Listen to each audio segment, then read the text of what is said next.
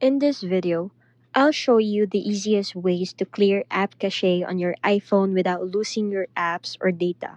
Perfect for freeing up storage and fixing glitchy apps. Go to Settings, then General, then iPhone Storage.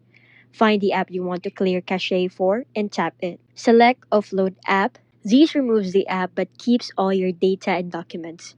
When you reinstall from the App Store, your data returns from but the cache is completely cleared. For a quick cache refresh, double tap the Home button or swipe up from the bottom and hold. Swipe up the problematic app to force close it, then restart your iPhone by holding the power button and volume down button until the Apple logo appears. Some apps have built-in cache clearing options. Check the app settings menu for options like clear cache. Popular apps like TikTok and InShot have these features in their individual settings. Go to Settings, General, iPhone Storage, and look for recommendations at the top. iOS often suggests clearing caches for apps like Messages, Photos, and Mail. Tap Enable on these suggestions to automatically manage cache buildup.